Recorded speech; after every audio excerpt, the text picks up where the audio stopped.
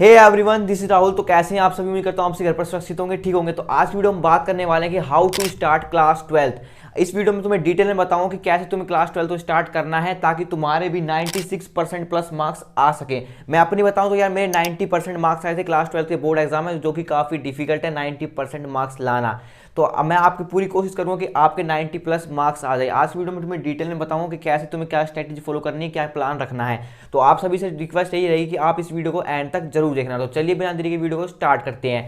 Let's begin. तो सबसे पहले तुम्हें क्लास 12 को स्टार्ट करने से पहले क्या ध्यान रखना है, फॉरगेट क्लास 11th। मैंने यहाँ पर साफ साफ ऐसा क्यों लिखा है? अब तुम कहोगे भैया हम पहले ही क्लास 11th में कुछ नहीं पढ़ा है, आप बाकी बच्चा कुछ अभी भूलने को कह रहे हो।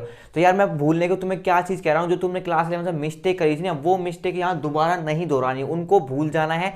और जो गलतियां हो चुकी है उनको बाद में दिमाग में याद नहीं रखना है। अब तुम ये सोचोगे कि यार मेरी क्लास 11th वेस्ट हो गई है, फिर मैं क्लास 12th में कैसे अच्छा स्कोर करूंगा। तो मैं तुम्हें एक चीज़ बता दूं यार, काफ़ी बच्चों की क्लास 11th वेस्ट जाती है और वो क्लास 12th में भी अच्छा स्कोर करते हैं और नीट और जेई एग्जाम में भी फोड़ते हैं और तुम भी फोड़ने वाले हो। तो सबसे पहले तुम्हें क्या ध्यान रखना है, फॉरगेट कर लेना है। जो भी तुम्हारी गलती थी उनको भूल जाना है, उनको ध्यान में नहीं रखना है। अब तुम्हारी फ्रेश स्टार्टिंग होना चाहिए।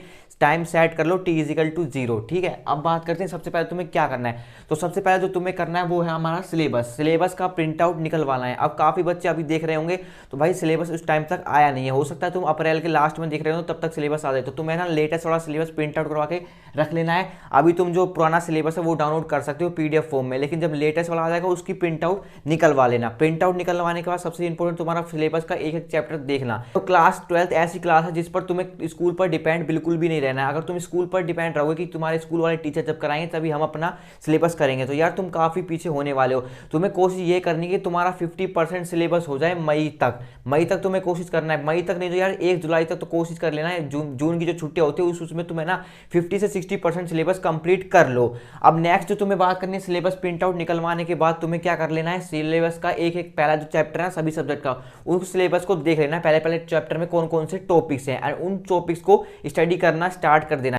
अब सबसे बड़ा क्वेश्चन ये आया कि भैया उन टॉपिक्स को कहाँ से पढ़ना है। तो सबसे पहले तुम्हें फॉलो करनी पड़ेगी तुम्हारी NCERT टेक्स्ट बुक। अब तुम्हें NCERT टेक्स्ट बुक को परचेज कर लेना है। रेफरेंस बुक भी बताऊंगा कौन सी रेफरेंस बुक लेनी है, लेकिन फिलहाल के लिए तुम्हें NCERT टेक्स्ट बुक को लेना है। उसके लिए पर्टिकुलर सेपरेट वीडियो आएगी तो उसमें तुम्हें बताऊंगा। पहले तो तुम्हें NCERT टेक्स्ट बुक को परचेज कर लेना है। कोशिश करना तुम लेटेस्ट न्यू वाली खरीद लो, क्योंकि न्यू में तुम्हारा डाटा नया वाला आता है, पुरानी में पुराना वाला डाटा होता है। तो तुम्हें NCERT टेक्स्ट बुक को परचेज कर लेना है। अब NCERT टेक्स्ट बुक को भाई अच्छे से पढ़ना है। फिजिक्स में काफ़ी बच्चों को प्रॉब्लम आएगी तो उसकी सेपरेट वीडियो में बताऊंगा कि how to start physics effectively. Next बात आती है हमारी मेक ओन नोट्स।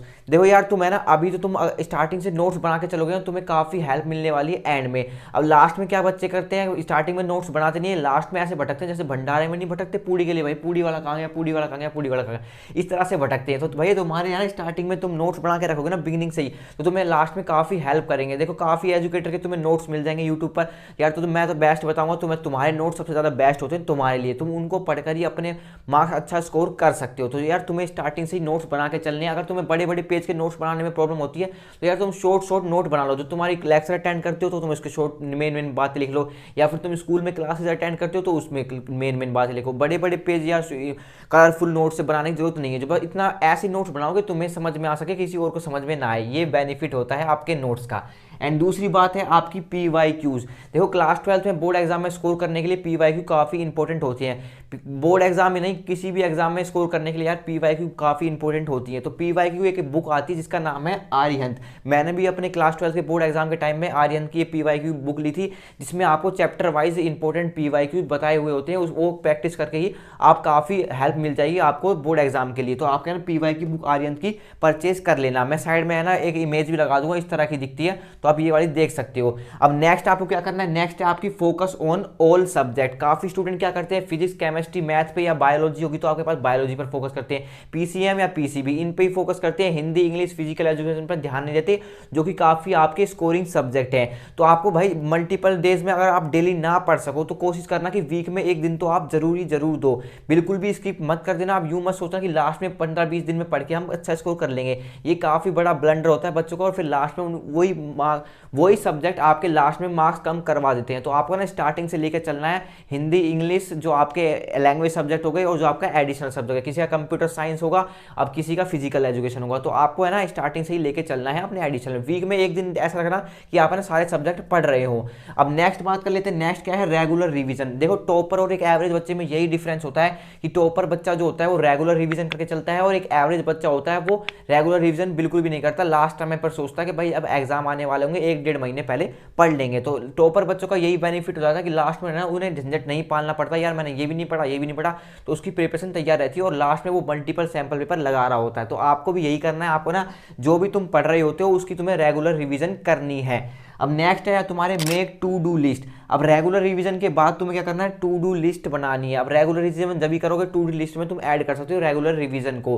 देखो टू डू लिस्ट तुम्हें ना एक एक हफ्ते की या एक एक महीने की टू डू लिस्ट मत बनाना, एक एक दिन की तुम्हें टू डू लिस्ट बनानी है कि आज मुझे क्या करना है, एंड रात तक उस पर पूरे पे टिक मार लो कि हाँ मैंने आज ये चैप्टर पढ़ना है तो ये चैप्टर मैंने कंप्लीट कर लिया, टिक मार लो। इस चैप्टर के मैंने इंपॉर्टेंट टॉपिक्स पढ़ लिए तो ये टिक मार लो, इस चैप्टर के मैंने नोट्स बना लिए तो ये टिक मार लो। तो जब तक तुम्हारी टू डू लिस्ट पर चारों पर टिक ना हो जाए, जितने भी तुमने टॉपिक लिखे थे, तो तुम समझ लेना भाई तुम गलत राह पर चल रहे हो। क्योंकि तुम जहां पे भी तुमने एक टॉपिक भी छोड़ दिया टू डू लिस्ट का, तो तुम समझ लेना 0.1% तुम्हारी कम हो गई।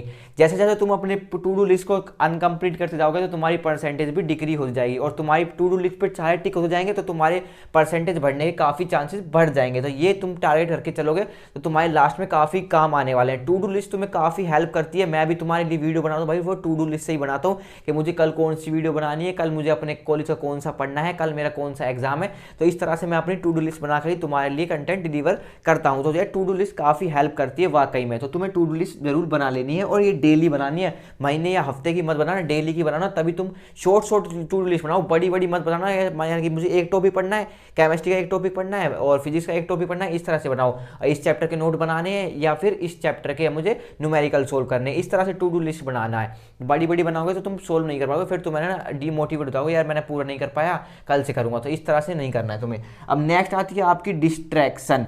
देखो यार डिस्ट्रैक्शन क्लास 12 में काफ़ी बड़ी दिक्कत है। मैं बता रहा हूँ मेरे टाइम पे भी काफ़ी डिस्ट्रैक्शन होती थी, और सबसे बड़ा माध्यम तो डिस्ट्रैक्शन का है मोबाइल फ़ोन। एंड कुछ बच्चे होंगे जिनका रिलेशनशिप होगा। अब रिलेशनशिप बच्चों को क्लास 11 में काफ़ी नया नया मिलता है, वो कंटिन्यू करने की सोच रहे हैं भाई क्लास 12 में हम कंटिन्यू करेंगे अपनी रिलेशनशिप को, क्लास 11 में तो हमने अच्छे से कर नहीं पाए।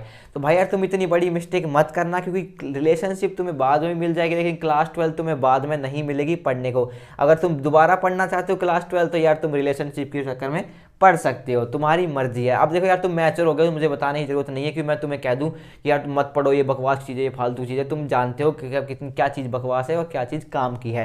तो डिस्ट्रैक्शन तुम्हारे में सोशल मीडिया हो सकता है, मोबाइल फ़ोन हो सकता है, इंस्टाग्राम हो सकता है, रील्स हो सकती है। मोस्टली बच्चों की तो इस टाइम पर रील्स, शॉर्ट, यही चीज़ डिस्ट्रैक्शन में आती है। अब जो कुछ ज़रूरी बातें ध्यान में लिख रखी है मैंने, जो आपको ध्यान में रखनी है, सबसे पहली चीज़ आपकी टीचर के सामने आपकी इमेज। देखो क्लास 12 में आपके जो सबसे ज़्यादा इंपॉर्टेंट है ना, वो प्रैक्टिकल काफ़ी काम आने वाले हैं।